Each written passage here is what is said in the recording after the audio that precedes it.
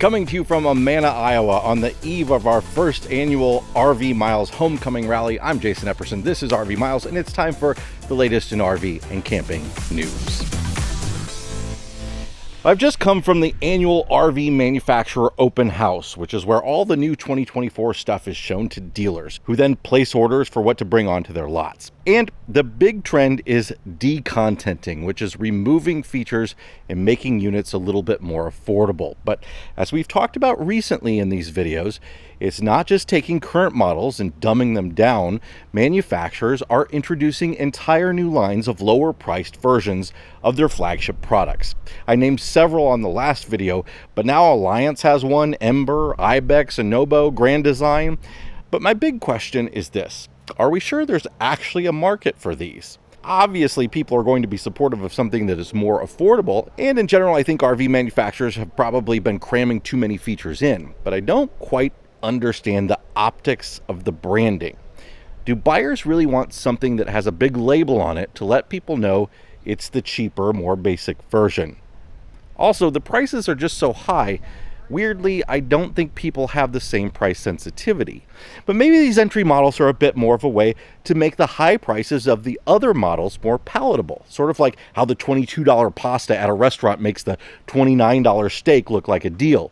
Or how you can get a medium soda at the movie theater for $6.25 and a large for 50 cents more. Few people buy the medium. There was a bit of cool new innovation at the open house, and lots of other channels like Big Truck, Big RV are covering everything they saw there. But for me, the most interesting units were both from Forest River, the Cherokee Mini Loft and the Nobo/Ibex RV Suite. Both of these boxy units are more like a park model trailer than a traditional travel trailer, or almost like a custom-built tiny home. But they're small, making them towable by less than a dually truck, and potentially travelable.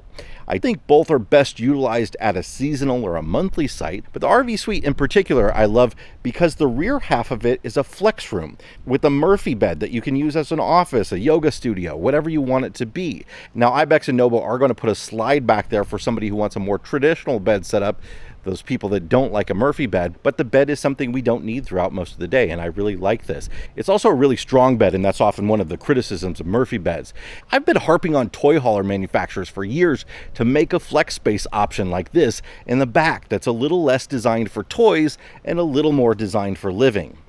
The big buzz around open house, though, was how the industry will fare in 2024, with most a bit reserved about predictions, but pretty certain that next year will be an improvement over this one. At open house, you sort of get the sense of how models sold at the Hershey RV show, which is really where the first 2024s are available for purchase. If that's any indication, it seems like the mid-range brands are doing pretty well, and the ones that are really focused on creating a brand known for listening to the customer. That's good for all of us. Well, the federal government barely avoided a shutdown over the weekend, and travelers got a peek at what will happen at national parks and other public lands if a shutdown does occur, if an agreement isn't made before the stopgap continuing resolution is up in mid-November. If you have Thanksgiving travel plans, I'd follow this closely.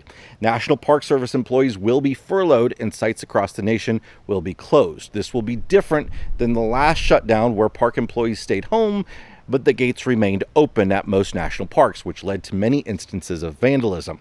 States, if they so desire, can foot the bill to keep national parks open, and Utah, Arizona, and Colorado announced that they would do just that. So keep an eye on that. It was just a 45-day continuing resolution. More in a moment, but first, this video is sponsored by RVmattress.com by Brooklyn Bedding. You know, those mattresses that come with RVs, some of them cost the RV manufacturer less than $10 a piece. Those spun plastic fiber things are just awful to sleep on.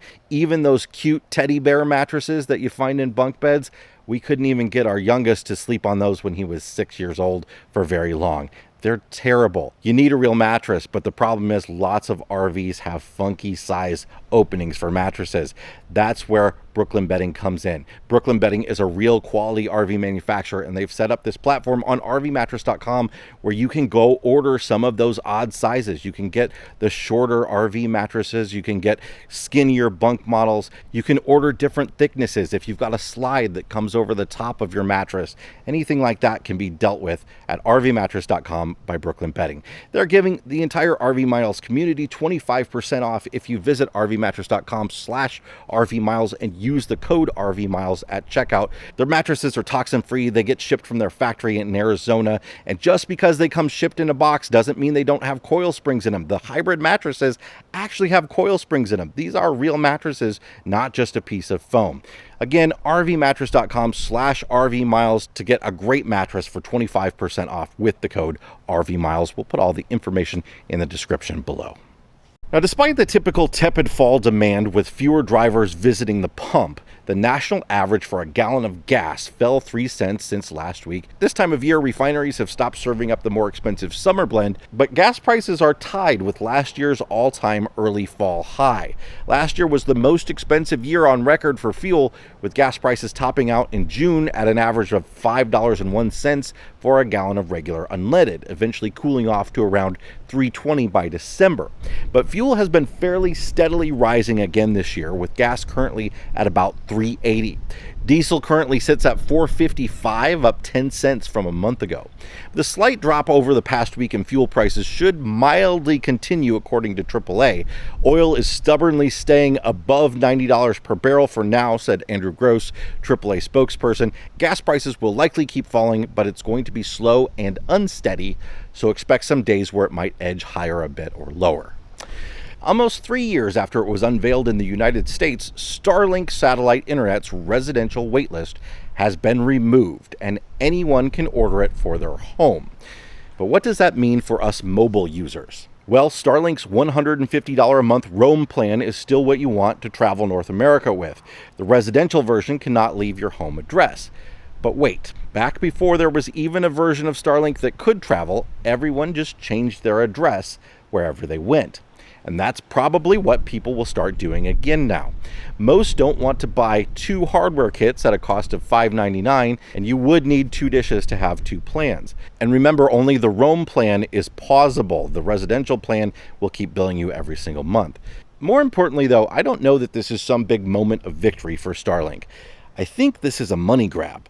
The whole reason for the waitlist was in order to keep Starlink speeds reasonable across the whole network without bogging it down for all of those first-class plan residential users.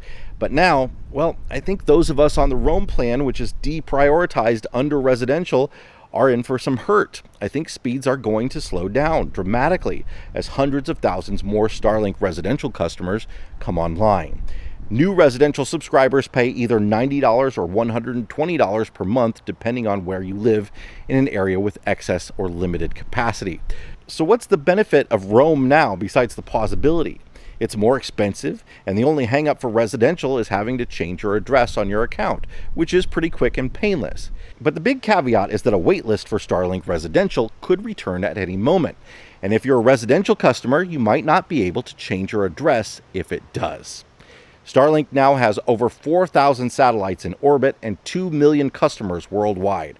As always, we recommend that you research internet options, including Starlink, with the independent folks at the Mobile Internet Resource Center. The change may not be too coincidentally timed with an announcement from Amazon, who have been working on their own version of satellite internet, codenamed Project Kuiper, which Jeff Bezos says is now one of the main focuses of the company. Amazon will launch the first 2 satellites on Friday to begin testing, with mass production and satellite launches planned for 2024. Amazon is far behind Starlink and has to partner with other companies to send up its satellites, but the rollout will probably happen fairly quickly, and competition is always good. Reports are that Amazon is hoping to undersell Starlink, so look for a price at or below $100 a month. That's it for this week's RV and camping news roundup. If you want to know about any rallies that we have, including next year's homecoming rally that will happen around the same time, again here in Amana, Iowa, please join our mailing list. You can find it at rvmiles.com, right up in the top right corner of the RV Miles homepage. Thanks a lot, everybody. Hit the like button if you got something out of this video. Subscribe if you want more, and we'll see you on the next one.